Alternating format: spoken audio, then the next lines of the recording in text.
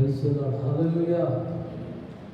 దేవుని ఘనమైన నామానికి మహిమ కలుగును గాక. నేను అర్జునాను ప్రభు యొక్క సముఖానికి పిలువబడిన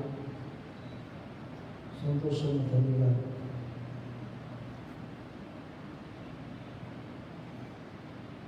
ఆమె కార్యక్రమాన్ని దేవాది దేవుడు చాలా ఘనంగా జరిగించాడు. ఈ కోవిడ్ సమయంలో నేను సంఘస్థులందరికీ కూడా తెలియచెప్పలేదు. అసలు రమ్మని కూడా నేను ఒకే ఒక బాబుకు ఫోన్ చేశాను. తిమ్మతి ఒకరికి చేశాను. నేను ఫోన్ ఒకళ్ళు ఇద్దరికి చేశాను. ఎందుకంటే ఇక్కడ పనులు కొంచెం సహాయపడతారని వాళ్ళకి చేశాను. కానీ దాదాపుగా 50 మంది పైన వారంతటా వారే తెలుసుకొని తల్లిగారి మీద ఉన్న ప్రేమతో ఆ కార్యక్రమానికి వచ్చారు. వారి మీద ఉన్న ప్రేమే కాదు, తల్లిని కోల్పోయారు కదా, అమ్మగారు వాళ్ళు ఎంత దుఃఖంలో ఉన్నారో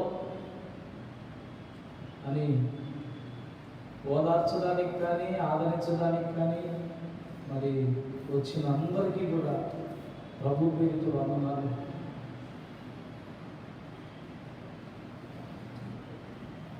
దేవుడు యొక్క ఆత్మీయ బంధం ఎంత విలువైందంటే, నిజానికి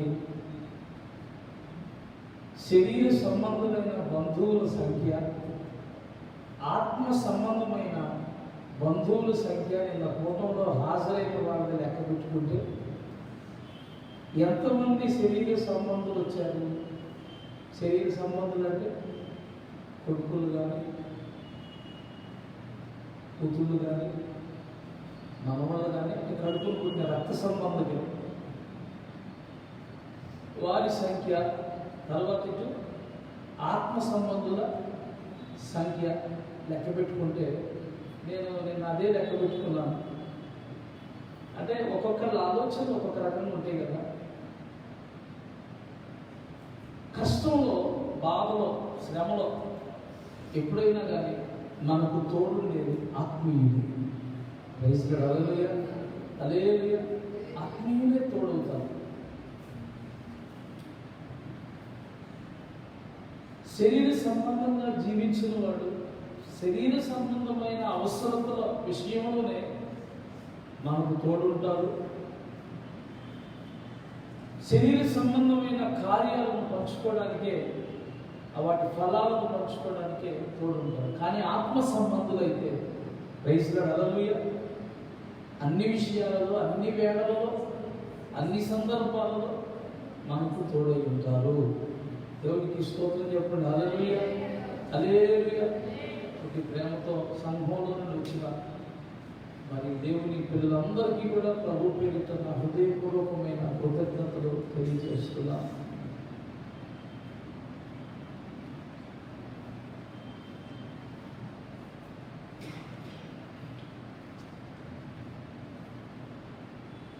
ఇదిను తల్లిగారి గురించిన కొన్ని విషయాలు దేవుని వాక్యంలో నుండి మనం మాట్లాడుకుందాం. తెస్సలోనికయులకు రాసిన పత్రిక, మొదటి పత్రిక 4వ అధ్యాయం 13, 14, 15, 16, 17, 18 వాక్యములు నేను చదువుతాను. దయచేసి మీరు గమనించండి. కొత్త నిబంధన గ్రంథంలో 186వ పేజీలో కుడివైపు భాగంలో క్రింద ఉంటుంది. 13వ వాక్యం నుండి నేను చదువుతున్నాను. సహోదరులారా, నిరీక్షణ లేని ఇతరుల వలె మీరు దుఃఖపడకుండు నిమిత్తము నిద్రించుచున్న వారిని గూర్చి మీకు తెలియకుండుట మాకిష్టము లేదు. యేసు మృతి పొంది తిరిగి లేచెనని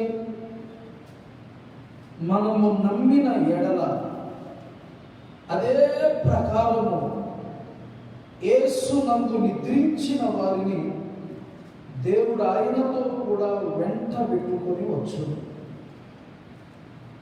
మేము ప్రభువు మాటను బట్టి మీతో చెప్పున్నదేమనగా,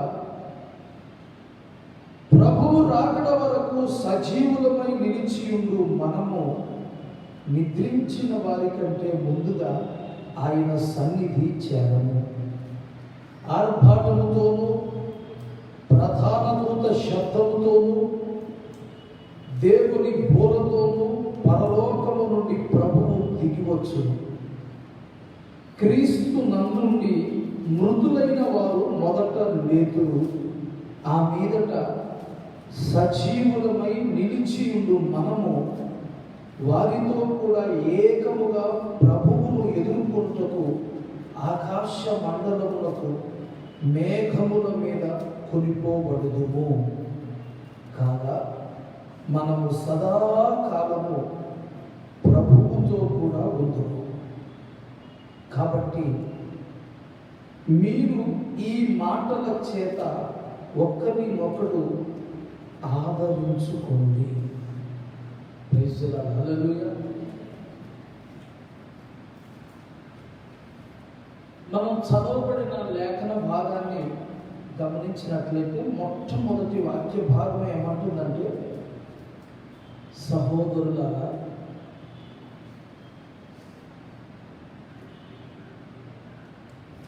నిరీక్షణ లేని ఇతరుల వలె మీరు దుఃఖపడకుండా నిమిత్తము.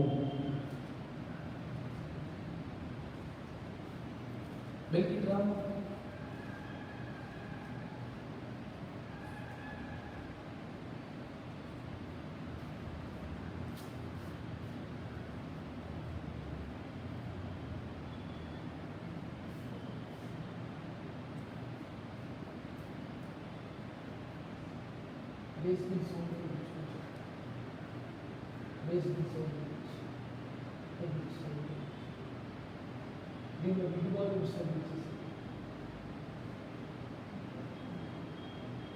ఛానల్ 1 విడివాళ్ళు 0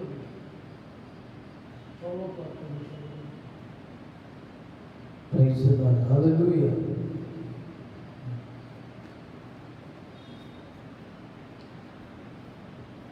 మొదటి వాక్య భాగాన్ని మనం చదివినట్లయితే సహోదరులారా అని సంబోధించడం జరుగుతుంది. సహోదరులు అంటే బైబిల్లో వేరొక బంధాలకు ప్రాముఖ్యతను ఎక్కువ మాట్లాడలేదు, కానీ ఎక్కువ భాగం అంటే లోక సంబంధంగా మనకు చాలా రకాలైన బంధాలు ఉంటాయి. ఆ బంధాలతో ఏ బంధాలతో కూడా మనం సంబోధించబడం బైబిల్లో. సహోదరి సహోదరుడు అనే బంధంతోనే మనం పిలువబడతాం బైబిల్ గ్రంథంలో. ఎందుకు ఈ మాట చెప్తున్నానంటే, సహోదరుడు సహోదరి అన్న పదానికి అర్థం ఏంటంటే, సహోదరుడు సహ ఉదరుడు అంటే ఒకే గర్భములో నుండి పుట్టినవాడు.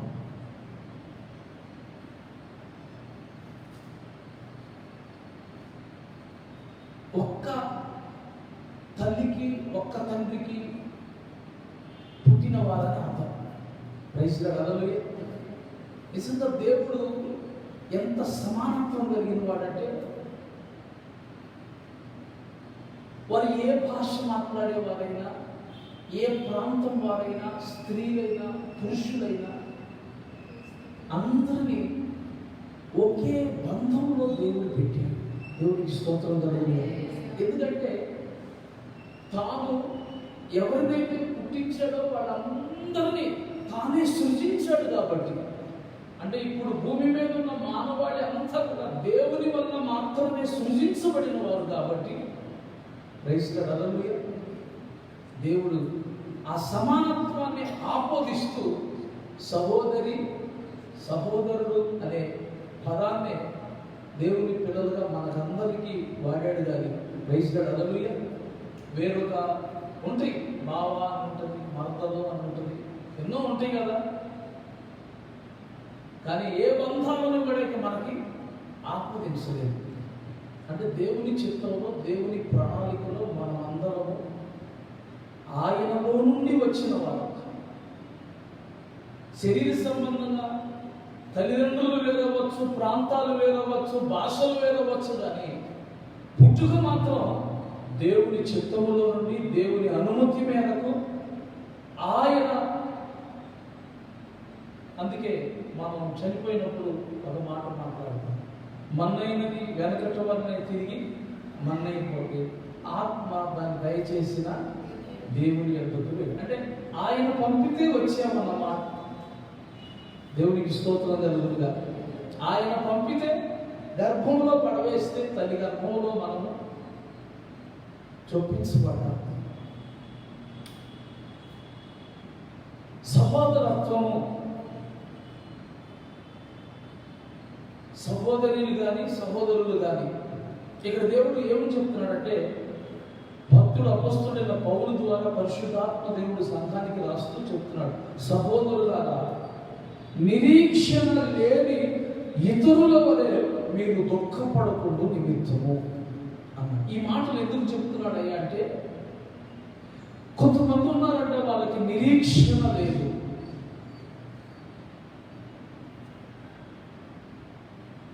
లోకంలో ఉన్న మనుషులందరినీ కూడా నిరీక్షణ అనే అంశాన్ని ప్రాతిపదికగా తీసుకుంటే రెండు భాగాలుగా వారిని విభజించవచ్చు. ఒకటి నిరీక్షణ గలవారు, రెండవది నిరీక్షణ లేనివారు.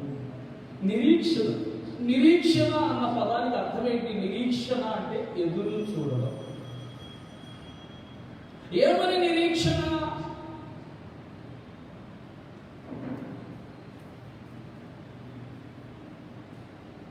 పద్నాలుగవ వాక్యాన్ని చదివితే, యేసు మృతి పొంది తిరిగి లేచెనని అంటాడు. అంటే మరణించిన వారు తిరిగి లేపబడతారు అనే ఒక నిరీక్షణ.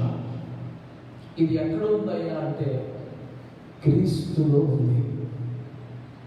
ఆయన ఎలాగా చనిపోయి సమాధి చేయబడి తిరిగి మూడవ దినాన పునరుద్ధారుడై ఆయన లేచి ఉన్నాడో, ఆయనలో ఉన్నటువంటి పునరుద్ధారం అనే అనుభవము ఆయనను నమ్మిని విశ్వసించి ఆయన మార్గంలో నడిచేటువంటి ప్రతి బిడ్డకు కూడా ఆ పునరుద్ధానం అనే అనుభవం ఉంటుంది. దేవునికి స్తోత్రం కలుగునుగాక. హల్లెలూయా. మామూలుగా నిన్న దినాన్ని కూడా దైవజనులు చెప్పారు కదా, అసలు జీవితం ఎప్పుడు ప్రారంభమవుతుంది? మరణించిన తరువాతనే ప్రారంభమవుతుంది. అసలు జీవితం అని ఎందుకు అన్నాము అంటే, భూమి మీద బ్రతికిన బ్రతుకు ఎన్ని సంవత్సరాలు? నరుని ఆయుష్ 70 సంవత్సరాలు, అధిక బలం ఉన్న ఎక్కడ 80 సంవత్సరాలు. ఇంకా దేవుడి దయ ఉంది, ఇంకా కృపకుంటే మహా అయితే 100 సంవత్సరాలు. 100 సంవత్సరాలు భూమి మీద జీవించిన వాళ్ళని ఇప్పుడు మనం ఏళ్లలో లెక్క పెట్టుకోవచ్చు.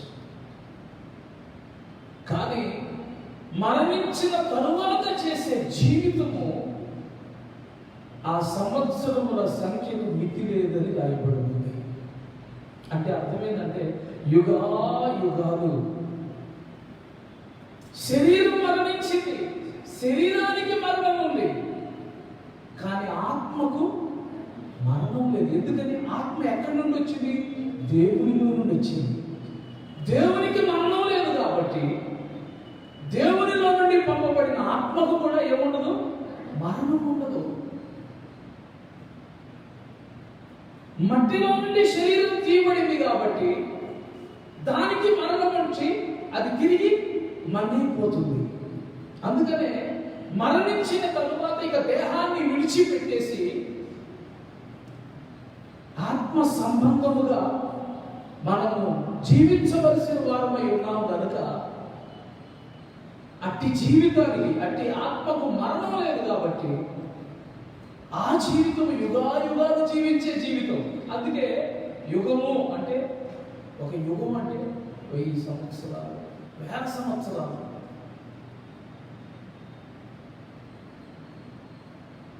అంటే ఇక నిత్యత్వము అని మనం మాట్లాడుతున్నాం. మాట్లాడుకోవచ్చు. బైబిల్ ఏం చెప్తుందంటే నిత్యత్వము అనండి. నిత్యత్వము అంటే ఎటర్నిటీ, అంటే ఎన్నటెన్నటికి ఇక బ్రతికే ఉంటారన్నమాట. ప్రైజ్ లార్డ్, హల్లెలూయా.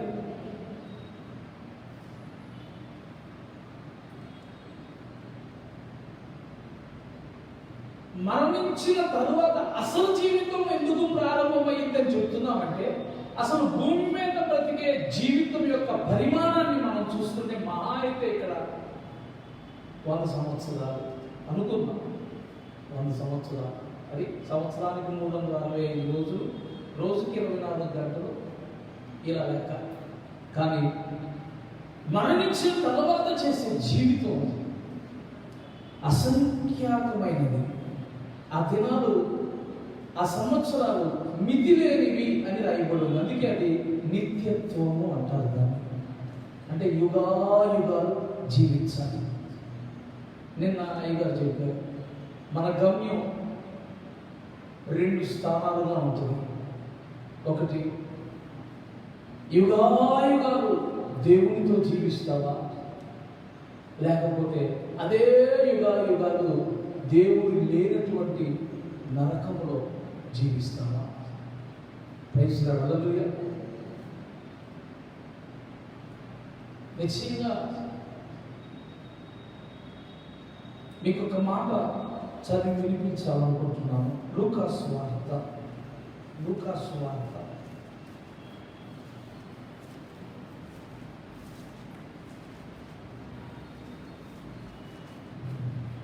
1వ అధ్యాయం 23 వాక్యాన్ని. లూకాసు వార్త 1వ అధ్యాయం 23 వాక్యాన్ని.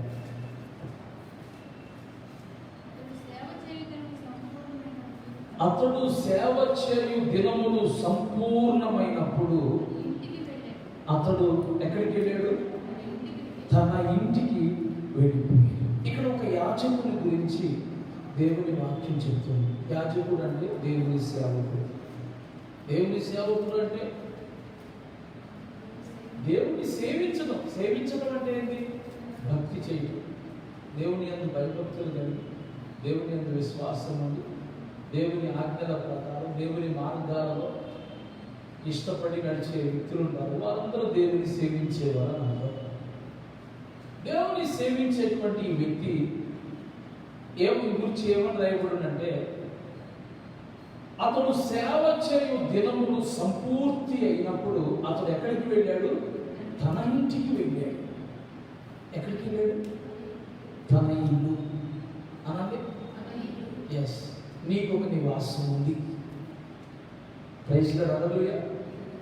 ఈ భూమి మీద నీ దినములు సంపూర్తి అయినప్పుడు, దేవుడు నీకు ఇచ్చినటువంటి ఆయుష్ సంపూర్తి అయినప్పుడు నువ్వు కూడా ఎక్కడికి వెళ్తావంటే నీ ఇంటికి వెళ్తావు. ఈ లోకంలో ఉన్న ఒక వ్యక్తి తన పనుల విషయమై బయటికి వెళ్ళి పనులన్నీ ముగించుకున్న తర్వాత మళ్ళీ విశ్రాంతి తీసుకోవడానికి డ్యూటీ టైం అయిపోయిన తర్వాత, చీకటి పడిన తర్వాత ఎక్కడికి వచ్చేస్తాడు? సాయంకాలం అయిపోయినాక ఇంటికి వచ్చేస్తాడు. తన ఇంటికి వచ్చి రెస్ట్ తీసుకున్న రీతిగానే ఈ భూమి మీదకి పంపబడిన మనము దేవుని యొక్క చిత్తంలో మన యొక్క ఆయుష్ దినములు ఇక్కడ సంపూర్తి అయిపోయిన తర్వాత మన ద్వారా దేవుడు జరిగించుకోవాలనుకుంటున్నటువంటి పనులన్నీ ఇక్కడ సంపూర్తి అయిపోయిన తర్వాత దేవుడు మనల్ని పిలుస్తాడు. అప్పుడు మనం ఎక్కడికి వెళ్ళిపోతాం? మన ఇంటికి వెళ్ళిపోతాం. తన ఇంటికి అనండి, తన ఇంటికి వెళ్ళిపోతాం. 2 ఇల్లులు ఉన్నాయి మనకి. ఒకటి, దేవునితో కూడా నివసించడానికి ఉన్న ఇల్లు, అదే పరలోకం. రెండోది, దేవుడు లేని ఇల్లు, అదేంటది? నరకం. ఇల్లు అంటే నివాసం, అక్కడ ఉండేది. నేను ఎప్పుడైనా అదే విషయంలో కొన్ని విషయాలు మనకు వివరించాను. వాటి జోలికి నేను వెళ్ళటం లేదు. అయితే ఒక వ్యక్తి చనిపోయినప్పుడు దేవుని వాక్యం ఏం చెప్తుందంటే, ఆ వ్యక్తికి ఏం జరిగిందో మీకు తెలియకుండా నాకు ఇష్టము లేదు అని కొన్ని విషయాలను పరిశుద్ధాత్మ దేవుడు చనిపోయిన వ్యక్తులకు సంభవించే విషయాలను గురించి చెప్తా ఉన్నాడు. ఒక వ్యక్తి చనిపోయిన తర్వాత ఏం జరిగింది, పుట్టిన తర్వాత ఏం జరిగిందో మనందరికీ తెలుసు. చనిపోయిన తర్వాత ఏం జరుగుతుందో చాలా మందికి తెలియదు. అది దేవుడు తన వాక్యంలో నుంచి చెప్తున్నాడు. ఏం జరిగింది, ఒక వ్యక్తి చనిపోయినప్పుడు ఏం జరిగింది. మీరు చూడండి, మనలో 3 భాగాలు ఉన్నాయి. ఏంటంటే ప్రాణం, ఆత్మ, శరీరం. దేవుడు మనల్ని చేసినప్పుడు ఎలా చేశాడంటే ప్రాణం, ఆత్మ, శరీరం అనే 3 భాగాలుగా మానవుని చేశాడని బైబిల్ చెప్తుంది. ఇప్పుడు శరీరం అంటే ఎముకలు, మాంసము, నరాలు, కండరాలు, ఈ దేహ భాగం. ప్రాణం అనగా అందులో ప్రవహించే రక్తం. దేవునికి ఒకసారి స్తోత్రం చెప్పండి. అందుకే ఒక అవయవాన్ని పోగొట్టుకున్నా కూడా వ్యక్తి బతకచ్చు, కానీ రక్తం లేకుండా ఒక వ్యక్తి బ్రతకలేడు. ప్రభు అన్నాడు ప్రాణం, రక్తం అనగా ప్రాణం, అదే జీవాధారం అన్నాడు. దేవునికి ఒకసారి స్తోత్రం కలుగుతుంది. హల్లెలూయా. ఒకవేళ గుండె పాడైపోయినా కానీ ఎలక్ట్రానిక్ గుండె పెట్టుకొని బతుకున్నోళ్ళు ఉన్నారు. ఇప్పుడు వైద్య విజ్ఞానం అభివృద్ధి చెంది మామూలుగా రక్త మాంసాలకు సంబంధించిన గుండె కంటే కూడా ఆ గుండె పనిచేసినట్లుగానే బ్యాటరీతో పనిచేసే ఎలక్ట్రికల్ గుండెలు వచ్చాయి. నేను అందుకే చెప్తున్నాను, దేహంలో ఒక అవయవాన్ని పోగొట్టుకున్నా కూడా మనిషి బ్రతకడానికి అవకాశం ఉంది. కానీ ప్రాణానికి ఆధారమైనటువంటి ఆ రక్తం ఉంది చూసారా, అది లేకుండా ఒక మనిషి బ్రతకలేదు. Praise Lord. హల్లెలూయా. సరే,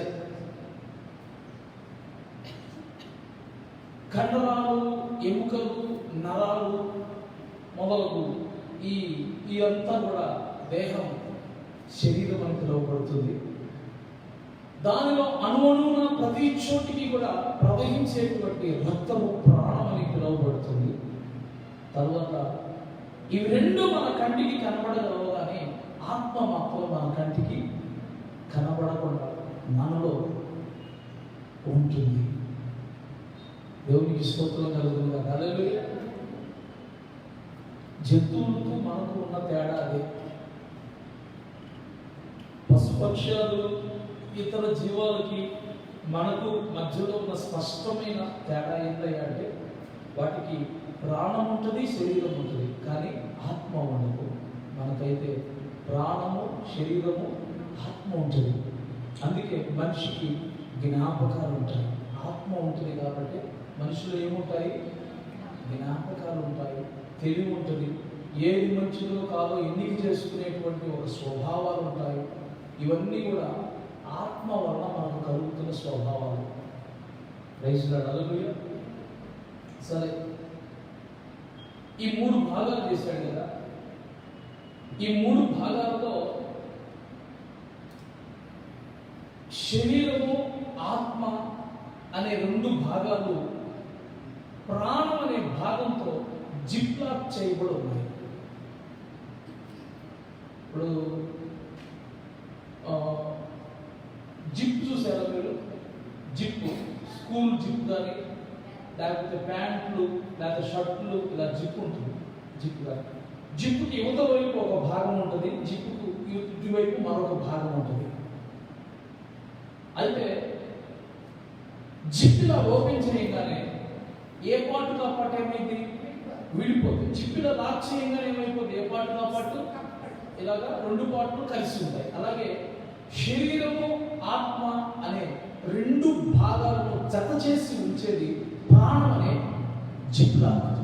దేవుడు మనిషిని అలా చేశాడు. ఎప్పుడైతే దేవుడు నరులారా తిరిగి రండి అన్నాడో అప్పుడు మనిషి యొక్క ప్రాణం మనిషిలో నుండి బయటికి అయిపోగానే ఏమైపోతుంది, జిప్పులా విడిపోయినట్లుగా అయిపోయి శరీరం శరీరానికి, ఆత్మ ఆత్మకి విడిపోతాయి. ఒక మనిషి చనిపోయినప్పుడు మొట్టమొదటిగా అతని శరీరం ఏమైపోతుంది? ఆత్మ శరీరంలో నుండి వెళ్ళిపోయి దేవుని ఎందుకు వెళ్తుంది. దేవునికి స్తోత్రం కలుగునుగా. హల్లెలూయా. అయితే ప్రియమైన దేవుని బిడ్డలారా, ఈ శరీరాన్ని ఆత్మ విడిచిపెట్టి దేవుని యొద్దకు వెళ్ళే ప్రక్రియలో ఏం జరుగుతుంది అంటే, లూకా సువార్త 19వ అధ్యాయం, లూకా సువార్త 16వ అధ్యాయం, లూకా సువార్త 16వ అధ్యాయం.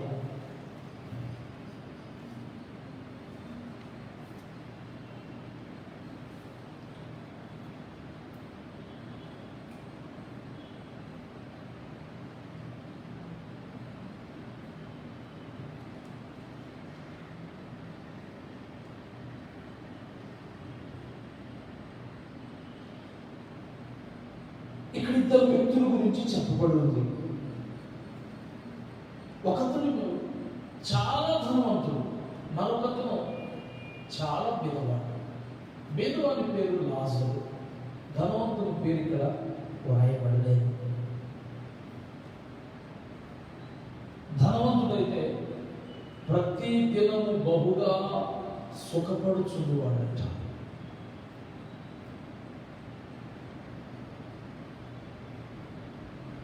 ప్రతిరోజు ఊదా రంగు వస్త్రాలు వేసుకొని, సన్ననాలు వస్త్రాలు వేసుకొని బహుగా సుఖపడేవాడు ధనవంతుడు. లాజరు ఆకలితో అలమటించే పరిస్థితిలో ఉన్నవాడు. వీరిద్దరి భౌతిక సంబంధమైన స్థితిగతులను పోలుస్తూ ఇక్కడ చాలా వాక్యాలు రాయబడ్డాయి. ధనవంతుడు విలాసవంతమైన భవనంలో సుఖవంతమైన జీవితాన్ని జీవించాడు. ఆకలి అనేది తనకు తెలియదు, దాహం అనేది తనకు తెలియదు. ఏది కట్టుకోవాలనుకుంటే అది ధరించుకున్నాడు, ఏది తినాలనుకుంటే అది తిన్నాడు, ఎలా జీవించాలనుకుంటే అలాగా స్వేచ్ఛగా స్వతంత్రంగా తన ఇష్టానుసారంగా ఈ లోకంలో జీవించేశాడు. కానీ లాజరు తినడానికి తిండి లేక, సరైన వస్త్రం లేక, సరైన స్థితి లేక, సరైన ఆదరించేవారు లేక ఎన్నో ఇబ్బందులు పడుతూ భూమి మీద జీవించాడు. ఒకరోజు వచ్చింది,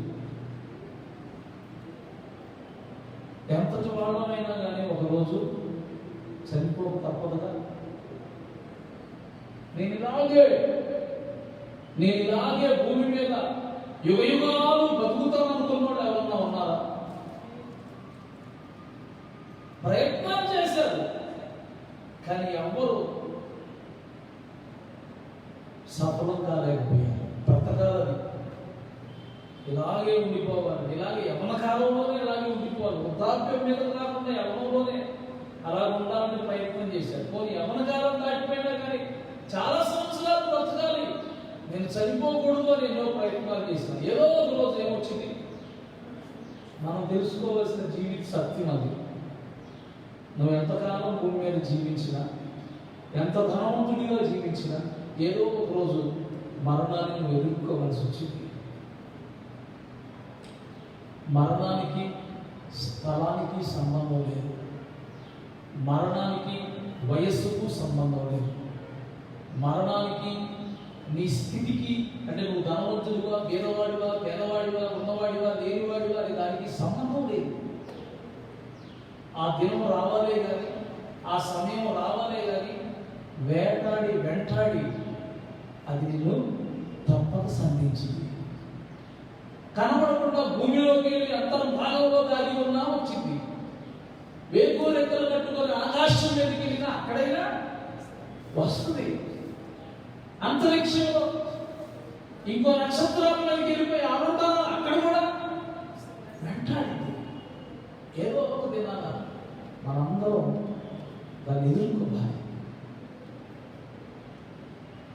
ధనవంతుడికి విలాసవంతమైన జీవితం గడుపుతున్న సమయంలో ఒకరోజు మరణం ఎదురైతే అన్న విషయం, ఆలోచన ధనవంతుడికి లేదు. Praise the Lord. హల్లెలూయా. భేదపడిన లాజరుకి అనుక్షణం ఆకలితో, వ్యాధితో, బాధతో చనిపోయి ఎప్పుడైనా మీరు గమనించండి. వ్యాధితో, బాధతో, సమస్యతో పక్షవాయువు కలిగిన వాళ్ళ దగ్గరికి వెళ్ళి మనం ఆలోచన చేస్తే ఎందుకయ్యా, ఎందుకు బతుకుతున్నాను, మరణం వచ్చినా నాకు బాగుండు. అంటే మరణాన్ని గురించిన అవగాహన, మరణాన్ని గురించిన జ్ఞాపకం ఎవరిలో ఉంటుంది? తన ఐశ్వర్యం చేత, తన స్థితి చేత, సుఖవంతమైన జీవితం చేత మైమర్చిపోయినటువంటి వారిలో మరణాన్ని గురించిన సిద్ధపాటు వాళ్ళకి ఉండే అవకాశం చాలా తక్కువ. ఎందుకంటే ఎంతసేపటికి వాళ్ళ పని ఏంటంటే ధన సమృద్ధి ఎలా చేసుకుందాం, వస్తు వాహనాలు ఎలా సంపాదించుకుందాం, సుఖవంతమైన జీవితం ఎలా చేద్దాం అన్న దాని మీదే ఉంటుంది తప్ప దీని మీద. అందుకే అకస్మాత్తుగా మరణం సంభవించి, నిజంగా నేను చెప్తున్నాను, అకస్మాత్తుగా ఎవరికి మరణం రాదు. దాన్ని మనం అర్థం చేసుకునే దాంట్లో తేడా ఉంది. దేవునికి స్తోత్రం కలుగుతుంది. హల్లెలూయా, హల్లెలూయా. మరణం ఎవరికి కూడా చెప్పి రాదు. మరణం ఎవరికి చెప్పి రాదు. చెప్పినంత మాత్రాన అకస్మాత్తుగా వస్తుందా అనుకోవడానికి వీల్లేదు.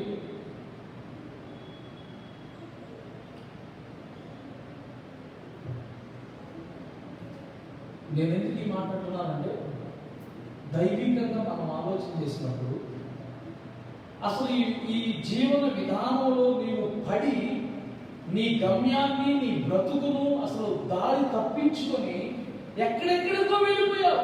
అసలు దీని గురించి ధ్యానం లేదు, దీని గురించి మనసు లేదు. కాబట్టి నీకు ఏమనిపిస్తుంది అంటే అకస్మాత్తుగా వచ్చేసింది అనిపిస్తుంది. వయసులో అయ్యో అప్పుడే వచ్చేసింది అనిపిస్తుంది. కానీ దాని గురించినటువంటి సిద్ధపడిన వాళ్ళకి, దాని గురించినటువంటి అవగాహన ఉన్న వాళ్ళకి, వైరాగ్యం కలిగిన వాళ్ళకి, ఇంకేముంది ఈ లోకంలో జీవించడానికి అని అనుకునే వాళ్ళకి, వాళ్ళు రోజు చూసి ఎదురు చూపేందంటే ఎప్పుడు వస్తుందా మరణం. ప్రైజ్ లార్డ్, హల్లెలూయా, హల్లెలూయా. వీళ్ళకి అవగాహన లేనందువల్ల వాళ్ళకి ఎలా చూపి అకస్మాత్తుగా వచ్చింది అనుకుంటున్నారు. అవగాహన బాధించినది. లాజరు వ్యాధితో బాధపడుతూ మరణంతో కనిపెట్టుకుంటా ఉన్నాడు, ఎప్పుడు వస్తుందా. కాబట్టి మరణాన్ని ఎదుర్కోవడానికి ఆత్మలో సిద్ధపడగలిగాడు. నేను ఎలా ఉంటే మరణాన్ని ఎదుర్కోగలను అని వాక్యం విన్నాడు, హృదయంలో ప్రభువును చేర్చుకున్నాడు, విశ్వాసం ఉంచాడు. ఏదో తనకు తెలిసిన దానిలో తాను నేర్చుకున్నంత వరకు భక్తి జీవితాన్ని చేశాడు. ఒకరోజు వచ్చింది, పిలుపు వచ్చింది, ఇతడు చనిపోయాడు, అతడు చనిపోయాడు. కానీ దేవుని వాక్యంలో ఏమని రాయబడిందంటే, లాజరు చనిపోయినప్పుడంట దేవుని దూతలు పంపబడ్డారంట. దేవునికి స్తోత్రం కలుగుగాక. హల్లెలూయా, హల్లెలూయా. మీరు 21వ వాక్యంలో చూడండి. అతని బల్ల మీద నుండి పడు రొట్టె ముక్కలతో ఆకలి తీర్చుకొనబోయేను, అంతేకాక కుక్కలు వచ్చి వారి కురుపులు నాకే. ఆ దరిద్రుడు చనిపోయి దేవదూతల చేత అబ్రహాము రొమ్మున ఆనుకోటకు కొనిపోబడెను. ఎప్పుడైతే దేవుని అందరి భయభక్తులు కలిగి ప్రభువుని తెలుసుకొని నీతి మార్గంలో వాక్య ప్రకారం జీవించాడో, అతను ఏ స్థితిలో ఉన్నా, అతను దరిద్రునిగా ఉన్నా, అందుకే దేవుని వాక్యం ఉంటుంది, విశ్వాసమందు మీరు భాగ్యవంతులు అన్నాడు. ప్రైజ్ లార్డ్, హల్లెలూయా. ఈ లోకం మనల్ని ధనవంతులని, బీదవాళ్ళని దేన్ని బట్టి డివైడ్ చేస్తుందంటే లోకంలో వాడు సంపాదించే డబ్బును బట్టి. కానీ దేవుడు ఎవరిని ధనవంతుడు, ఎవరిని బీదవాడు అని డిసైడ్ చేస్తాడంటే నీ గుణ లక్షణాలను బట్టి. దేవునికి స్తోత్రం కలుగుతుంది. హల్లెలూయా. నువ్వు ఎంత డబ్బైనా ఉండొచ్చు, కానీ నువ్వు విక్రుడు పర్సన్ అయితే, అంటే ఆత్మలో నీకు వికృతమైన స్వభావాలు నీలో ఉంటే, అది దేవుని దృష్టిలో నువ్వు ఎలా ఉన్నావు? దరిద్రుడివి. దేవుని యొక్క సౌందర్యాన్ని, దేవుని యొక్క గుణలక్షణాలను ఎవరైతే ఆత్మలో ఆపాదించుకోగలుగుతారో, సంపాదించుకోగలుగుతారో, వాళ్ళు ఇహలోకంలో వెండి బంగారాలు వాళ్ళ దగ్గర లేకపోవచ్చు, కానీ దేవుడి రూపం వాళ్ళలో ఏర్పడింది. అందుకే దేవుడు వాళ్ళని అన్నాడు, మీరు ఐశ్వర్యవంతులు అన్నాడు. అంతే ఆ సంఘానికి ప్రకటన గ్రంథంలో చెప్తాడు, ఈ లోక సంబంధంగా మీరు దరిద్రులే అయినను నేను చెప్తున్నాను, ఆత్మలో మీరు దైవ స్వరూపంలోకి మార్చబడ్డారు కాబట్టి మీరు ధనవంతులు నా దృష్టిలో అన్నది. దేవునికి స్తోత్రం కలుగుతుందా? హల్లెలూయా, హల్లెలూయా. వాస్తవం ఏంటంటే ఎంత సంపాదించినా చనిపోయినప్పుడు ఒక్క రూపాయి మనం పట్టుకెళ్ళిపోలేం. ఇప్పుడు నీ దగ్గర నా దగ్గర డబ్బుని ధనవంతులు అని అనిపించుకోవాలి అంటే ఎక్కడికి వెళ్ళినా మన దగ్గర ఏముండాలి? ఈ లోపల డబ్బు ఉంటే అది చూపించుకోగలిగితేనే ధనవంతుడు. కానీ పరలోకంలోకి డబ్బు తీసుకెళ్ళగలవా? ఇది తీసుకెళ్ళగలవా? చనిపోయినప్పుడు నువ్వు ఎంత సంపాదించినా ఇవేమీ కూడా నువ్వు తీసుకుని వెళ్ళలేవు. అందుకే వారి వెంట వారి క్రియలు వెళ్తాయని చెప్పాడు దేవుడు. ఒక వ్యక్తి చనిపోయినప్పుడు ఆ వ్యక్తి వెంట ఏమవుతుంది? ఆ వ్యక్తి క్రియలు వెళ్తాయి. ఎవరు ఆకలిగా ఉన్నప్పుడు వాళ్ళకు ఆహారం పెట్టారు, ఎవరు వస్త్రహీనంగా ఉన్నప్పుడు వాళ్ళకు వస్త్రాలు ఇచ్చారు, దయ కలిగి ప్రేమ కలిగి ఏమండి ఏ మంచి పనులు చేశారు, ఇవంట వారి వెంట వెళ్తాయంట. నేను ఫలానా వ్యక్తి దగ్గర నుంచి వచ్చాను కాబట్టి ఈమె యోగ్యురాలు ఎక్కడికి వెళ్ళడానికి? పరలోకంలో ప్రవేశించడానికి ఈమె యోగ్యురాలు. అదేవిధంగా ఆయన గొర్రెలను మేకలను విడదీశాడంట. ఒక దినం రాబోయిందట భూమి మీద. ఆ దినాన ముగింపు దినం అది. ప్రపంచ మానవాళిలో ఉన్న మనుషులందరూ కూడా దేవుని సింహాసనం ఎదుట నిలబడతారంట. అప్పుడు రెండు భాగాలుగా వారిని దేవుడు విభజించినప్పుడు ఒకవైపు గొర్రెలు, ఒకవైపు మేకలు ఉంటాయి.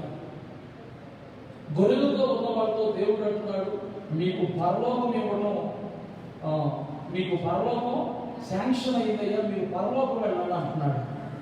వాళ్ళంటారు, మాకెందుకు శాంక్షన్ అయిందయ్యా అంటే, ఇదిగో నేను ఆకలితో ఉన్నప్పుడు మీరు నాకు అన్నం పెట్టారు, వస్త్రహీనుడిగా ఉన్నప్పుడు మీరు నాకు వస్త్రం ఇచ్చారు, రోగిగా ఉంటే నన్ను మీరు చూడవచ్చారు, చెరసాలలో బాధల్లో ఉన్నప్పుడు మీరేం చేశారు? నన్ను పరామర్శించారు, ధైర్యపరిచారు.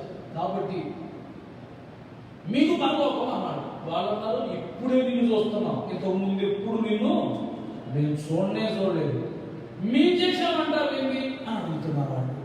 అప్పుడు దేవుడు ఎవరో తెలుసా? ఇదిగో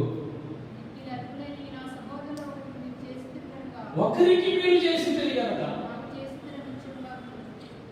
హల్లెలూయా, తోటి వారిలో వారికి మీరు చేశారు. అందుకే దేవుడు మనమందరం ఎవరి స్వరూపంలో ఉన్నాం? దేవుని స్వరూపంలో. నేను ఇంతకు ముందే చెప్పాను, మనలో ఉన్నందరి ఆత్మ ఎవరివి? దేవుని. కాబట్టి మనం ఎవరికి చేసినా కానీ, అంటే మనం ఈ మంచి పనులు చేయడానికి ఇది మతం, ఇది మన మతం, మన కులం అని అసలు సంబంధం ఉంది. ప్రైజ్ లార్డ్, హల్లెలూయా. మంచి పనులు చేయడానికి మన మతం వాడు, మన కులం వాడు, మన పట్టణం వాడు, మనకు తెలిసిన వాడు అసలు వాటి గురించి సంబంధం లేదు. అసలు మానవుడు అయితే, అసలు మనిషి అయితే, ప్రైజ్ లార్డ్, హల్లెలూయా, హల్లెలూయా. అతనికి నువ్వు చేస్తే అది ఎవరికి చేసినట్టు? ఎవరు చేసినట్టు? అందుకు మదర్ తెరీసా వచ్చి మన భారతదేశంలో కక్కుకుంటే ఆ కక్కును చేతులతో తీసి పోసేసిందంట. ఎందుకు ఇచ్చారు ఆవిడకి గిన్నీస్ అవార్డు? ఎందుకు ఇచ్చారు ఆవిడకి? ఆ దృక్పథం అంటే మనోడైతేనే మనం చేసుకుందాం, అది పరలోకంలో విలువివ్వదు. ప్రభు కూడా చెప్తాడు కదా, మీరు విందు చేసేటప్పుడు ఎవరు చేయమన్నాడు? మీ స్థితి కలిగిన వాళ్ళకి మీరు చేశారనుకో, మరలా వాళ్ళు ఇంట్లో విందు చేసినప్పుడు మీరు పిలుస్తారు, విందు చెడైపోతుంది, మిగిలింది ఏముంటుంది? ఏముండదు. కాబట్టి మీకు ప్రతిఫలం లేదన్నాడు. అదే నీకు తిరిగి సహాయం చేయలేని వారికి కానీ నువ్వు సహాయం చేసినట్టయితే అది ఏమై ఉంటుంది? నిలబడి ఉంటుంది అక్కడ. అలాగే వాడు ఏమి సహాయం చేయలేడు. చేయకపోతే వాడు ఏమని కోరుకుంటాడు తెలుసా? అయ్యే చదువుగా నేను కోరుకుంటాను, అంతేనా? తిరిగి వాడు ఏం చేయలేడు కాబట్టి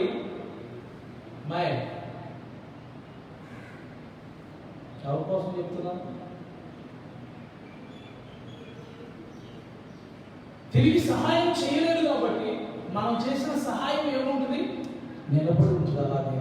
అదే చెప్తున్నాం, మన వెంట వెళ్ళే ఏంటంటే ఆ క్రియలు మన వెంట ఫలానా వ్యక్తి ద్వారా నేను ఇచ్చాను. నీవు పరలోకంలో ప్రవేశించడానికి యోగ్యుడివా అన్నది ఈ లోకంలో సంపాదించే ధనం డిసైడ్ చేయదు. ఈ లోకంలో నీకున్న ఉద్యోగం డిసైడ్ చేయడు. ఈ లోకంలో నువ్వు ఉన్నటువంటి పదవి డిసైడ్ చేయదు. ఈ లోకంలో నువ్వు ఎలా జీవించావు అనే నీ జీవన విధానమే అక్కడ నువ్వు పరలోకం వెళ్తావా లేక నరకానికి వెళ్తావా, ఆ ఇంటికి వెళ్తావా ఈ ఇంటికి వెళ్తావా అని డిసైడ్ చేసేది ఈ లోకంలో నువ్వు ఎలా జీవిస్తున్నావు అనేది. దేవునికి ఒకసారి స్తోత్రం చెప్పండి. ఆకలితో అన్నాడు గట్టిగా చెప్పండి. అది వాడికి అవుతుంది ఆకలి. రైతులాడు అలాగే ఒక వ్యక్తి చనిపోయినప్పుడు ఏం జరుగుతుందంటే ఈ విషయాలు మరలా నేను చెప్పలేను చెప్తున్నాను. సందర్భం వచ్చింది కాబట్టి తెలియాలి కాబట్టి నేను చెప్తున్నాను. దేవుని దూతలు దిగి వచ్చి ఆ వ్యక్తి నీతి జీవితాన్ని చేస్తే రక్షించబడి ప్రభువును తెలుసుకొని దేవుని మార్గంలో నడిపింపబడిన వ్యక్తి అయితే ఆ వ్యక్తి తన జీవితాన్ని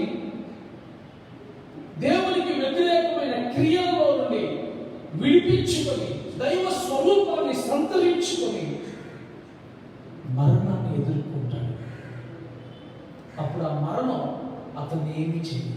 మరణం దేవుణ్ణి ఏమన్నా చేయగలదా? ఏమీ చేయదు. కాబట్టి దేవుని స్వరూపం మన ఎందు ఏర్పడితే మరణం మనకేమైందంటే నిద్రగా మారిందంట. మరణం ఏమైందండి? ఎవరైతే దేవుని వాక్యాన్ని విని వాక్య ప్రకారం దేవుని గుణలక్షణాలను దేవుని స్వరూపాన్ని ఆత్మలో ధరించుకుంటారో వారికి దైవ స్వభావం వచ్చింది. కాబట్టి దేవుడికి ఎలాగ మరణం లేదో దేవుడి మరణం ఎలాగ ఏమీ చేయలేకపోయిందో యేసుని మరణం ఏమన్నా చేయగలిగిందా? అందరూ అనుకున్నారు చంపేశాం, ఇక అయిపోయింది, ఈయన చరిత్ర ముగిసిపోయింది అనుకున్నారు. కానీ నేను మూడవ దినాన తిరిగి లేస్తానని చెప్పిన దేవుడు లేచి తీరాడు. మరణం ఏమీ చేయలేకపోయింది. మరణం ఆయన బంధించేది అసాధ్యం. అసలు దేవుడు అంటేనే మరణాన్ని జయించిన వాడి దేవుడు. దేవుడు అన్న పదానికి అర్థం తెలియక బోధపడక దేన్ని పడితే దాన్ని ఎవరిని పడితే వాడిని. నేను ఎప్పుడు చెప్తూ ఉంటాను, ఆ చందనా బ్రదర్స్ చెప్తాడు కస్టమర్ దేవుళ్ళకు స్వాగతం అంటాడు. అంటే వాడి దగ్గర ఒక డాయర్ ఉంటే వాడికి ఏమవుతున్నాం మనం చెప్పండి? దేవుడు అయిపోతున్నాం. వాడి దగ్గర జాకెట్ ముక్క దొరుకుతుంటే అక్కడ మీరు ఏమైపోతున్నారు? వాళ్ళకి దేవుడు అయిపోతున్నారు. అంటే దేవుడు అన్న పదాన్ని ఎవరికి వాళ్ళ ఇష్టానుసారంగా దానికి అర్థాలు చెప్పుకొని అసలు అర్థం అనేది మరుగైపోయింది. ఎవరు మేలు చేస్తే వారు దేవుడు, ఎవరు ఆపదలో ఆదుకుంటే వారే నాకు దేవుడు, ఎవరు అన్నం పెడితే వాళ్ళే దేవుడు, నాకు ఇప్పుడు ఇంత డబ్బులు ఎవరు ఇస్తే వాడే దేవుడు అనే స్థితికి ఆ భావాన్ని ఆపాదించడంలో నికృష్టపు స్థితికి వెళ్ళిపోయాం. దేనికి పడితే దానికి ఆపాదించేస్తాం. దేవుడు అంటే మరణాన్ని జయించేవాడు దేవుడు. దేవుడు అంటే పాపము లేనివాడు దేవుడు. దేవుడు అంటే నిన్న నేడు నిరంతరం కాలానికి అతీతంగా సంచరించగలిగిన వాడు దేవుడు. ఏ ప్రదేశంలోనైనా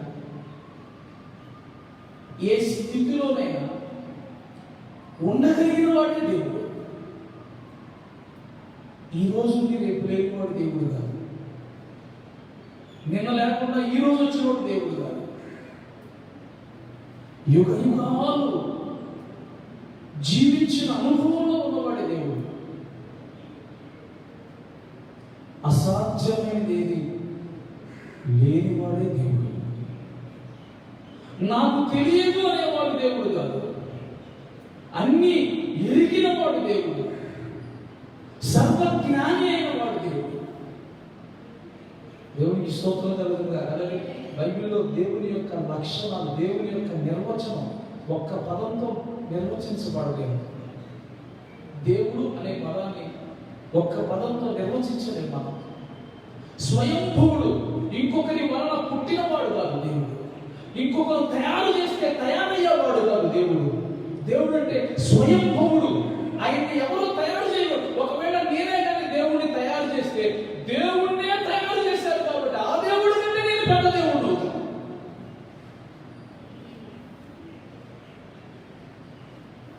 కాబట్టి మనుషుల యొక్క చేతుల ద్వారా నిర్మింపబడేవాడు దేవుడు అవడు. మనుషుల యొక్క ఊహల్లో నుండి పుట్టేవాడు దేవుడు కాదు. దేవుడు అనేదానికి జనకం మానవుల్లో లేదు అసలు. అందుకే దేవుడు అన్న పదానికి యెహోవా అనే బైబిల్లో మాట రాయబడి ఉంది. ఆ మాటకు అర్థం ఏంటంటే స్వయంభవుడు. మరి యేసు ప్రభు పుట్టాడు కదండి అంటారేమో. ఆయన పుట్టలేదు. ఆయన కొత్తగా పుట్టడం కాలేదు. రైతులాడు హల్లెలూయా. ఆయన ఆ లోకంలో నుండి ఈ లోకానికి దిగి వచ్చాడు. దేవునికి ఒకసారి స్తోత్రం చెప్పండి. హల్లెలూయా, హల్లెలూయా. దైవత్వం యొక్క అర్థం తెలియక మనం దాన్ని పరిపరి రకాలుగా వాడుకొని దాని అర్థాన్ని చెడగొట్టుకొని నిజదేవుడు ఏందో గ్రహించలేని ఒక గుడ్డితనం మానవాడికి ఏర్పడింది. దేవుని యొక్క భయభక్తులు కలిగి ఆ మార్గాల్లో నడిచిన వారు చనిపోగానే ఏమొస్తారు చెప్పండి? దేవుని దూతలు దిగి వచ్చి వారిని తీసుకొని పెడతారు. ధనవంతుడు లాజరు ఉపమానంలో అదే జరిగింది. దేవుని దూతలు వచ్చి లాజరును తీసుకొని పరలోకంలో చేర్చారు. అలాగే నరకపు దూతలు వచ్చాయి. ఏంటి వీడిని తీసుకుని వెళ్ళిపోయి ఎక్కడ పడేసాయి? పాతాళంలో పడవేసాయి. ఒక వ్యక్తి చనిపోయినప్పుడు ఏం జరుగుతుంది? పరలోకంలో ప్రవేశించినటువంటి ఈ వ్యక్తి పరలోకం యొక్క ముఖద్వారం దగ్గరికి రాగానే అక్కడ న్యాయపీఠం ఉంటుందంట. క్రీస్తు న్యాయపీఠము అన్నది అక్కడ ఏం జరిగింది అంటే తన దేహముతో జరిగించిన క్రియలు అవి చెడ్డమైనను మంచివైనను సరే ఆ న్యాయపు తీర్పులోకి తీసుకురాబడతాయి. ఇంతకుముందు నేను చెప్పాను కదా, అతడు చేసిన క్రియలు అతని గురించి సాక్ష్యం చెప్పినప్పుడు అక్కడ న్యాయం చెప్పబడి అతను పరలోకానికి పంపబడడానికి యోగ్యుడైతే అక్కడికి పంపబడతాడు, లేదా నరకములకు పంపబడడానికి యోగ్యుడైతే ఎక్కడికి వెళ్తాడు? అక్కడికి పంపించబడతాడు. ప్రైజ్ లార్డ్, హల్లెలూయా, హల్లెలూయా.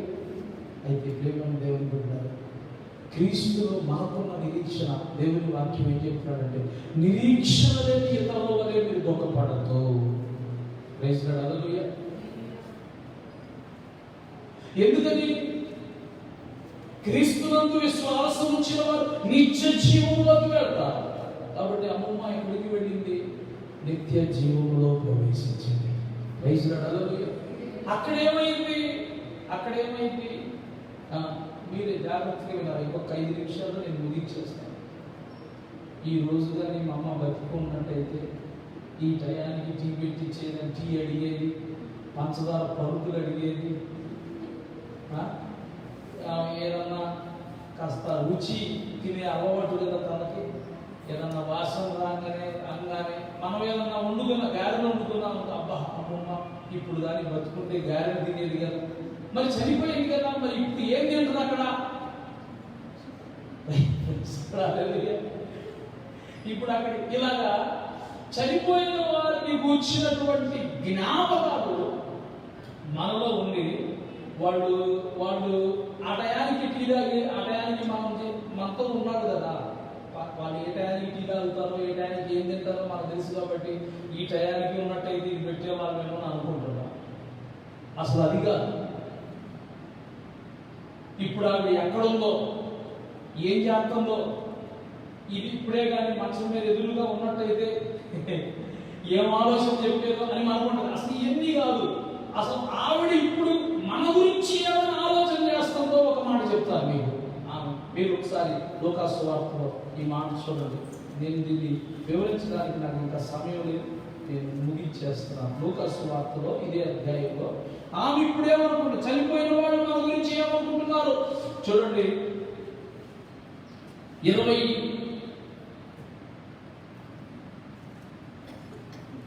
27వ వాక్యం చూడండి. అప్పుడు అతను, తండ్రి, అలాగైతే నాకు 5 సహోదరులు ఉన్నారు.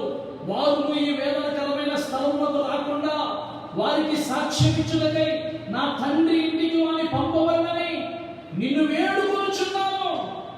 ఇక్కడ లాజరు చనిపోయాడు, ధనవంతుడు చనిపోయాడు కదా. లాజరేమో పరదేశంలోకి వెళ్ళాడు, ధనవంతుడేమో నరకంలోకి వెళ్ళిపోయాడు.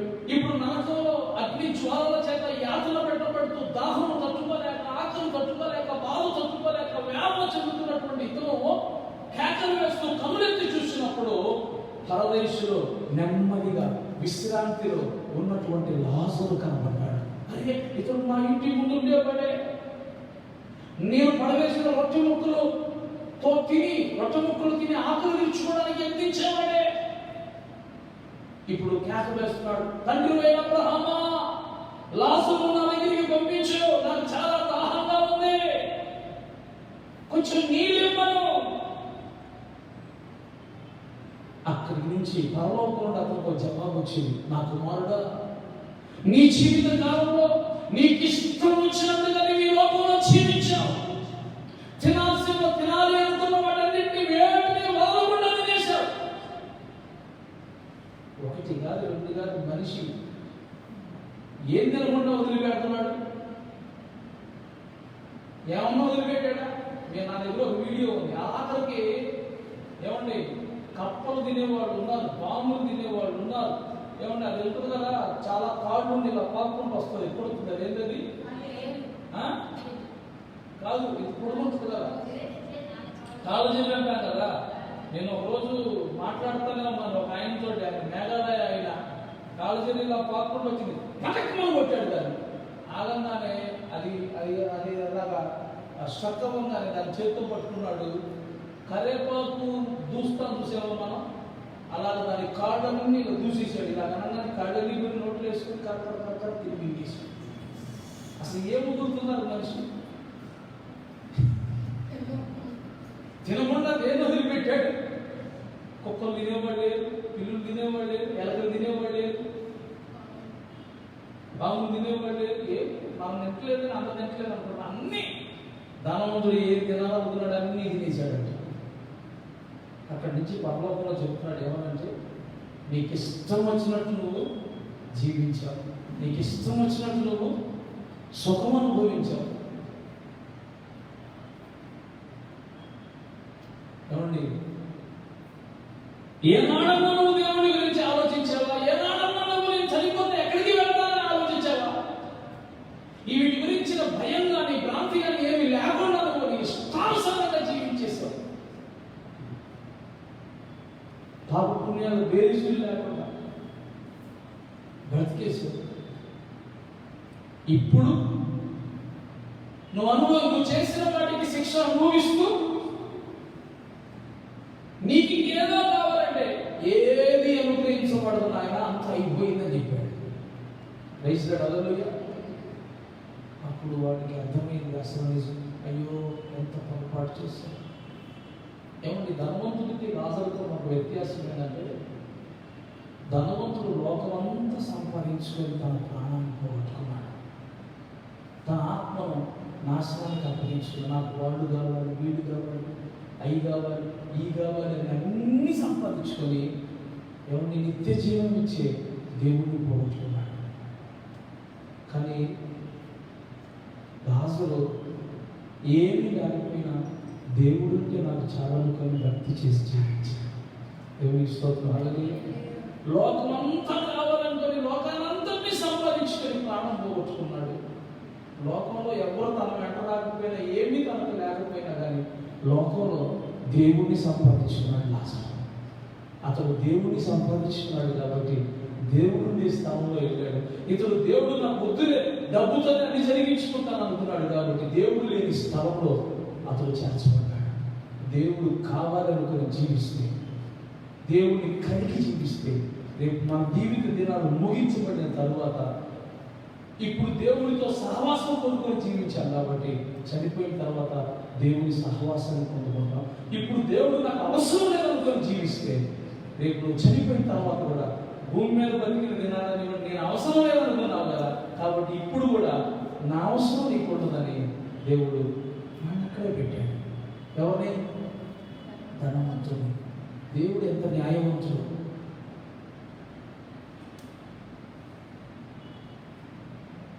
అప్పుడు ధనవంతుడు వేదన పడుతూ ఒక మాట చెప్తున్నాడు, అయ్యా నాకు 5 సహోదరులు ఉన్నారు, బంధువులు ఉన్నారు, అయ్యా వాళ్ళలో ఎవ్వరు నేను పడితే పడి తెచ్చారు, ఈ నరకంలోనే కాలిపోతే కానీ నాకు ఒక్క సహాయం చేయ్యా.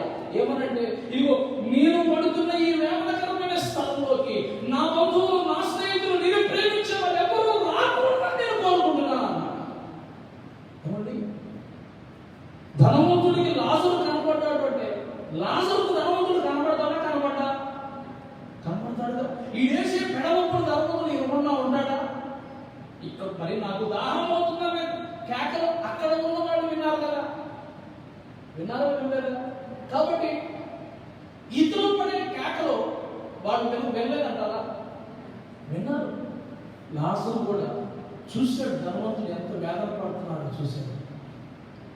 నరకంలో పడి వేదన పడుతున్నటువంటి ధనవంతుడే ఈ స్థలంలోనికి ఎవరూ రాకూడదని కోరుకుంటే పరలోకంలోకి వెళ్ళి అక్కడ వాళ్ళంతా పడుతున్న బాధను చూసిన వాళ్ళు ఎవరైనా కానీ నా బంధువులు ఆడుండాలని కోరుకుంటారా? ఎవరు కోరుకోరు. కాబట్టి ఇప్పుడు ఏం తింటుందో, ఇప్పుడు ఏం ఉంటుందో, ఏం ఆలోచిస్తుందో అనే ఆలోచనలు ఏమీ లేవు. ఇప్పుడు ఆవిడ దాటి వెళ్ళిపోయింది. నరకంలో కాలిపోతున్న వాళ్ళని చూస్తూ ఆవిడ ఒకటి కోరుకుంటుంది దేవుడి దగ్గర, పరలోకంలో అయ్యా నా బిడ్డలు కానీ, నా మనవడు కానీ, నా మనవరాలు కానీ ఎవ్వరు కూడా, నా బంధువులు ఎవరు ఆ స్థలంలో ఉండడానికి వీల్లేదయ్యా. నేను చేర్చబడినటువంటి రాజ్యంలోనికి వాళ్ళు రావాలి, ఈ నెమ్మదిని వాళ్ళు పొందాలి, ఈ రక్షణ వాళ్ళు పొందాలి. ఇదే ఆవిడ తపన. దేవునికి స్తోత్రం కలుగుగాక. హల్లెలూయా. చాలా విషయాలు మనం చనిపోయిన తర్వాత ఏం జరుగుతుందనే విషయాలు పరిశుద్ధ గ్రంథంలో చాలా నీతియుక్తంగా రాయబడి ఉన్నాయి. మెట్టుకు తల్లిగారు మరి చనిపోయిన తర్వాత ఇంకేంటి పరిస్థితి, అలాగే ఉంటుందా అంటే లేదు, ఒక దినం రాబోతుంది. ఆ దినానంట ఈ భూమి మీదకి మరలా ప్రభు దిగి వస్తాడంట. దిగి వచ్చినప్పుడు అప్పటి వరకు ఎంతమంది అయితే భూమి మీద చనిపోయారో వాళ్ళ సమాధులు తెరవబడి మరలా ప్రభు యొక్క నుండి వాళ్ళ దేహాలు, వాళ్ళ ఆత్మలు దిగి వచ్చి మహిమ దేహాన్ని సంతరించుకొని ఏర్పడతాయి అంట. తర్వాత సజీవులుగా నిలిచి ఉన్నవాడు లేపబడతారంట. కాగా సదాకాలమిక ప్రభువుతో కూడా యుగాలు జీవిస్తారంట. దేవునికి స్తోత్రం కలిగిందా.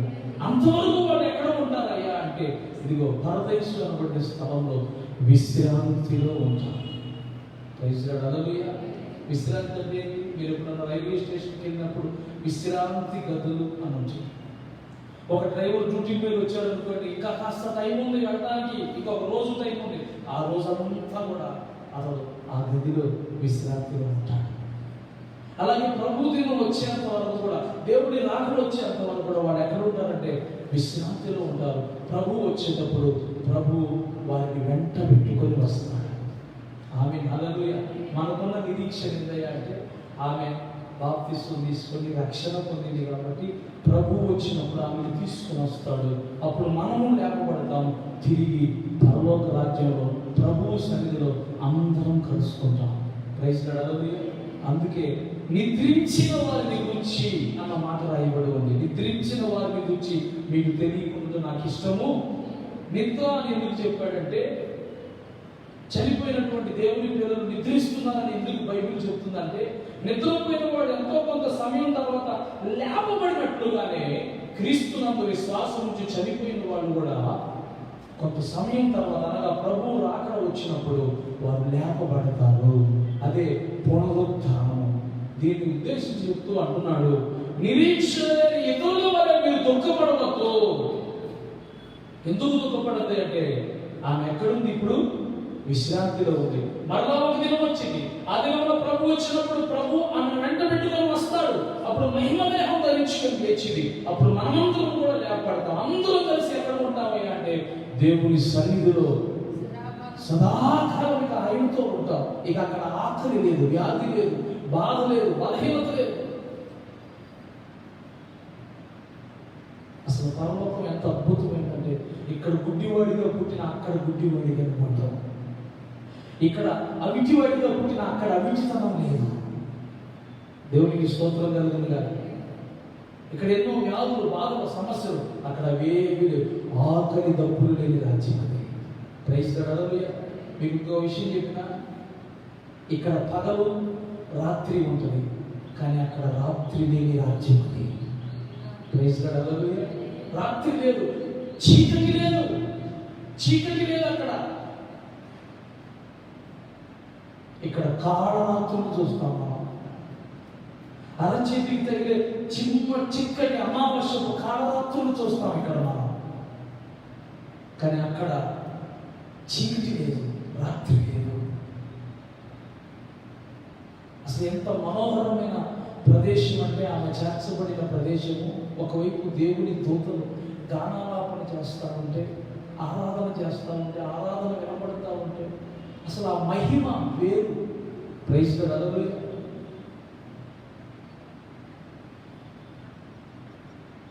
భూలోకంలో ఏముంది? బూడిద తప్ప ఏమి లేదు, అంతా బూడిదే. Please the lord. ఉన్నంత బూడిదే. ఈడున్న బంగారం కూడా పిచ్చి బంగారం. ఆ బంగారాన్ని నెత్తిన పెట్టుకోవాలి, ఆ బంగారాన్ని అర్థం పెట్టి. పరలోక రాజ్యంలో బంగారాన్ని దేవుడు ఎక్కడ, శుద్ధ సువర్ణాన్ని ఎక్కడ పెట్టాడంట? వీధులకి పెట్టాడంట శుద్ధ సువర్ణాన్ని. మనం నడిచే ఆ రాజనగరి వీధులు శుద్ధ సువర్ణాన్ని, బంగారాన్ని కరిగించి, శుద్ధ సువర్ణాన్ని కరిగించి వీధులు పోసాడంట. ఇక్కడ తారుబోడు. అందుకే ఇహలోక సంబంధమైన మహిమ, పరలోక సంబంధమైన మహిమ రెండింటికి పొంతన లేదు. ఒక్క విషయం చెప్తున్నాను, వెలుగు చీకటికి మధ్య అంత వ్యత్యాసం ఉందో భూమికి పరలోకానికి మధ్య అంత వ్యత్యాసం ఉంది. Praise the Lord. మరణానికి జీవానికి మధ్య ఎంత వ్యత్యాసం ఉందో భూమికి పరలోకానికి మధ్య అంత వ్యత్యాసం ఉంది. ఇవన్నీ వాక్యాన్ని చదువుకొని ఆధ్యాత్మికంగా దాన్ని అర్థం చేసుకుంటూ ఉంటే అసలు దేవుని వాక్యంలో అందరూ నమ్ముతారో లేదో తెలియదు, కానీ ఆత్మలో పరిపూర్ణత చెందినటువంటి ప్రతి ఒక్కరూ కూడా దేవుని పిల్లలు, ప్రభువా ఈ రోజే నీ రాకడ వస్తే ఎంత బాగుండు, ఈ రోజే నాకు పిలుపు వస్తే ఎంత బాగుండు అని మరణాపేక్షతో ప్రార్థన చేస్తారు. Praise the Lord. దేవుని వాక్యం చెప్తుంది, జీవించడానికి పరలోకపు మహిమ నీకు తెలిస్తే, పరలోకం ఏంటో నీకు అర్థమైతే, అసలు ఈ భూమి నివసించడానికి యోగ్యమైనది కాదని ఒక వైరాగ్యం నీలోకి వచ్చి జీవిస్తాం. అంతటి అద్భుతమైన పరలోకం. ఇంకొక మాటలో చెప్తాను, కలుగులు గాక అనగానే భూమి కలిగింది, కలుగులు గాక అనగానే సూర్యచంద్రులు కలిగాయి.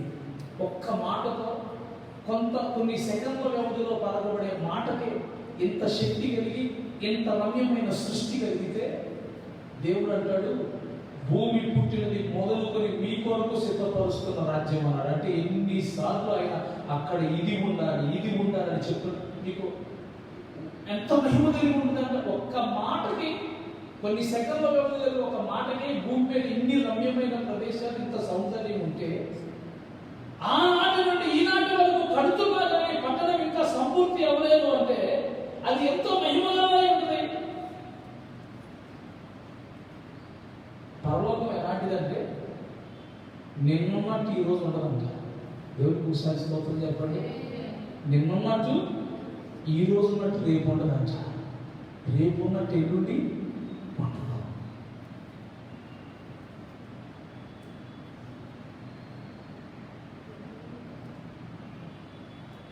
మహిమ కొరకు మనం ఎదురు చూడాలి. దాని కొరకు మనం భక్తి చేయాలి. యేసు ప్రభు నమ్ముకుంటే ఏమవుతుందని నేను చెప్తున్నాను. పరలోక రాజ్యం తప్ప. ప్రైజ్ లార్డ్, హల్లెలూయా. ఇంకా అవసరమైతే అదనంగా 4 నిందలు, 4 అవమానాలు, తాలింపులు లెక్క నీకు పడతాయే తప్ప, నలుగురు మధ్యలో నువ్వు తలదించుకునేటట్లుగా నిన్ను మాటలు అంటారే తప్ప ఏమీ రావు. ప్రైజ్ లార్డ్, హల్లెలూయా. దేవుడు ఏమి ఇస్తానని కూడా చెప్పలేదు. మనం నమ్ముకుంటే నీకు ఇల్లు ఇస్తానో, బంగారం ఇస్తానో, ఉద్యోగం, అస్సలు ఎన్ని అబద్ధాలు మాటలు అసలు ఆయన చెప్పలేదు. ఆయన ఆ మాట ఒక్కటే చెప్పాడు. ఆయన నన్ను నమ్ముకొని నీతిగా నా మార్గంలో నడిస్తే, నిందలు వచ్చిన అవమానాలు వచ్చిన విడిచిపెట్టకుండా నడిస్తే నీకేమిస్తానంటే పరలోకం ఇస్తాను. అసలు ఎంత స్టాండర్డ్లో చెప్పాడో యేసు ప్రభు. కానీ పనికి మారిన వాళ్ళు అందరూ వచ్చి వాక్యాన్ని కలిపి తిప్పేసి క్రైస్తవులు వంటి విలువలేని దానిగా చేశారు. లేకపోయి మాటలన్నీ చెప్పి యేసు ప్రభు ఎన్నడూ ఆ భ్రమ పెట్టలేదు. నువ్వు దేవుడు నమ్ముకుంటే నీకు ఐశ్వర్యం కలిగింది, దేవుడు నమ్ముకుంటే నీకు ఇదైంది అదైంది ఎన్నో ఆయన మాట ఆయన ఒకటే చెప్పాడు. ఆయన నమ్ముకుంటే నీ పాపములకు క్షమాపణ కలిగింది, నీకు నెమ్మది వచ్చింది, భూమి మీద నువ్వు నెమ్మదిగా జీవిస్తావు, పరలోకంలో నీవు కనబడేటట్లుగా నా సన్నిధికి నేను చేర్చుకుంటాను. ఇది ఒక్కటే యేసు ప్రభు వారు చెప్పిన మాట.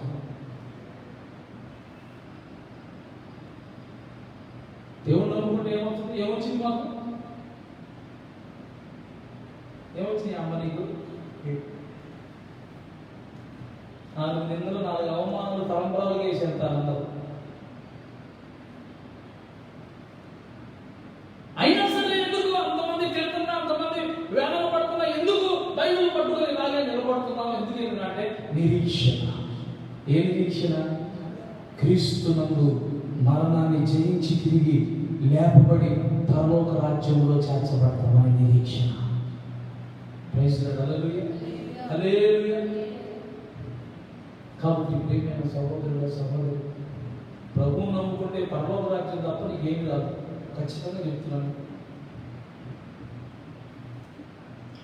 మనం దేవుణ్ణి నమ్ముకోవాల్సింది కూడా ఎందుకయ్యా అంటే ఉద్యోగానికి, వ్యాపారానికి, పెళ్లికి కాదు, పరలోక రాజ్యం చేరడానికి. అంతే. నీ పాపములకు క్షమాపణ కలిగి నీవు పరలోక రాజ్యంలో ప్రవేశించడానికి, యోగ్యుడు అవ్వడానికి ప్రభువును నమ్ముకోవాలి. ఈ మార్గంలో ఎన్నో ఉంటాయి ప్రయాసం. ప్రభు అందుకే అన్నాడు, విశాలమైన మార్గం ఉంది, అలాగే ఇరుకు మార్గము ఉంది. యేసు ప్రభు మార్గం ఎలాంటిదంటే లోపల అనేక మార్గాలు, విశాలమైన మార్గాలు. మీ ఇష్టం.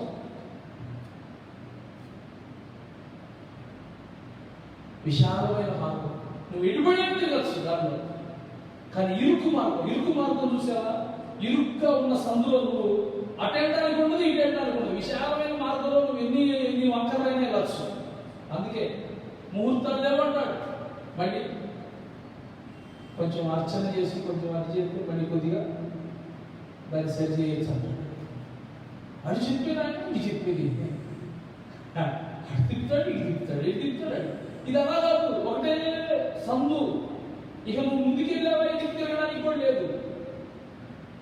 ఆ సందు ముందా ఎక్కడే ఇరుకు మార్గం అన్నాడు. అందుకే ఇరుకు మార్గం.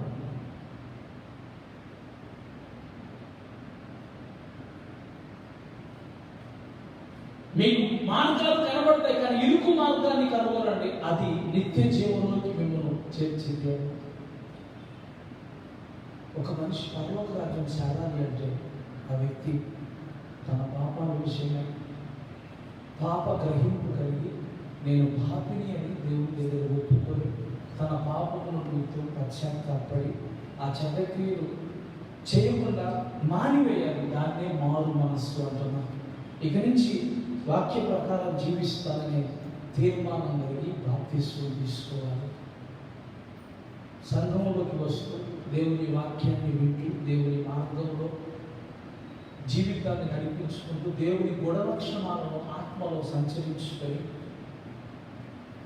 దేవుని స్వారూప్యంలోకి నిన్ను నీవు కట్టుకుంటే అలాంటి వారు మరణించినప్పుడు పరలోక రాజ్యం చేరతారు.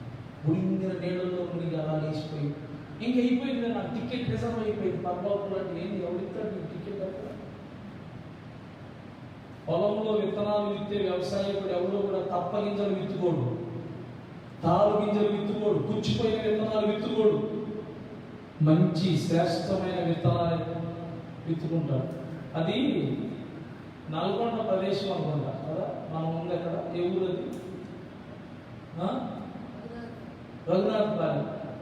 అప్పుడు మా మామయ్య ఇక్కడే ఉన్నాడు. మామయ్య ఒక ఇంట్లో ఉండేవాళ్ళు, మేము ఒక దగ్గర ఉండేవాళ్ళం. మామయ్య ఇంటి ముందు ఒక చిన్న బావు ఉండేది, గుర్తుందా మామయ్య? బావు ఉండేది. పత్తి గింజల విత్తనాలు నాకు ఇప్పటికీ బాగా గుర్తుంది. మామయ్య అక్కడ మన నూనె డబ్బాలు సగం కోసి ఉంటాయి చూసావా, వాటిలో నానబెట్టాడు. పత్తి గింజల విత్తనాలు నానబెట్టాడు. కొన్ని పైకి తేలి. నేను అన్నాను, ఏంది మామయ్య ముంచుతున్నాను నేను వాటిని, ఎంత ముంచినా కానీ పైకి తేలుతున్నాయి. ఎందుకు మామయ్య ఈ పైకి తేలుతున్నాయి అంటే, ఒరే అవన్నీ తప్ప గింజలుగా తాలు గింజలుగా మనం వాటిని నాటితే అది మొక్క మొలవదురా, దాని బదులు దానికి శ్రమ దండగా, దానికి ఎరువు దండగా, దానికి అన్ని వేస్ట్ అయిపోతాయి. అందుకని తప్ప గింజలు అయ్యా తాలు గింజలు తప్ప గింజలు అంటారు కదా, నీళ్ళలో పోసినప్పుడు వేరైపోతాయినా, వేరే పైకి తేలినట్టు తీసి పారేస్తాము. కింద ఉన్నాయి గట్టి గింజలు, ఇవి నాటుకుంటే మనకు మొక్క మొలుచుకొచ్చుద్దామా అంత వివరంగా చెప్పాడు మామ. అప్పుడు నాకు అర్థమైంది అనమాట. నేను వాక్యం చదివేటప్పుడు ఆనాటి జ్ఞాపకాలు ఈ వాక్యంలో నాకు జ్ఞాపకం వచ్చింది. ఎవడు కూడా, ఏ వ్యవసాయదారుడు కూడా తన పొలంలో పనికి మారిన విత్తనాలు విత్తుకోడు. అందుకే నేను చెబుతున్నాను, పనికి మారిన జీవితం చేసేవాడు పరలోక రాజ్యం చాలు. నువ్వు బాప్తిసం తీసుకున్నా, నువ్వేం చేసినావు? నీ జీవితాన్ని దేవునికి లోపరుచుకొని, దేవుని భయభక్తులు కలిగి నిన్ను నీవు మార్చుకుంటే తప్ప నిన్నెవడో మార్చదు, నిన్ను నువ్వే మార్చుకోవాలి. పెళ్లి కుమార్తె తన్ను తాను సిద్ధపరచుకోమని చెప్పింది. అందుకే నిన్ను ఏ పాస్టర్ మార్చదు. వాక్యం విని, వాక్యానికి భయపడి, అమ్మో ఇది చేయకూడదు దేవుని వాక్యం అని ఆ వాక్యాన్ని నువ్వు మనసులో గుర్తుపెట్టుకొని ఆ వాక్యానికి అనుగుణంగా నిన్ను నువ్వు మార్చుకోవాలంటే ఏ పాస్టర్ నిన్ను మార్చదు, ఎవరు నిన్ను మార్చదు, అసలు ఎవరు నిన్ను మార్చలేదు కూడా.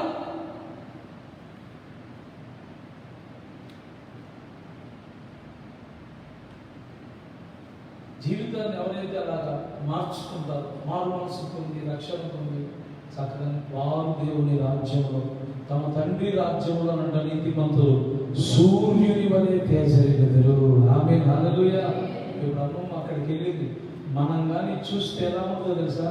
ఒక సూర్యుడు దగదగా మెరుస్తున్నట్లుగా ఆమెను అక్కడ మనం చూడగలుగుతాం. తేజస్సు అలా వస్తుంది వారిలోనే. మంచి ఈ మాటలు ప్రభు దీవించుగాక. చిన్న ప్రార్థన చేసుకున్నాం. పరిశుద్ధుడైన తండ్రి, ప్రేమ స్వరూపి, మీకు వందనాలు, కృతజ్ఞతాస్తుతులు ప్రభువా. ఈ పునరుత్థాన దినమందు వసోమగా అనగా సంతోషమ తల్లిగా మీ సముఖంలో చేర్చబడినందుకు ఆదరణకరమైన మాటలు మాకు వినిపించారు. మీకు స్తోత్రాలు. మీ కృపతో ఈ వాక్యములను మేము మా హృదయంలో భద్రపరుచుకొని ప్రభువా, మేము కూడా త్వరగా ఆమె వెళ్ళినటువంటి మహిమానికి వెళ్ళడానికి మేము ఆయత్తపడడానికి సహాయం చేయండి.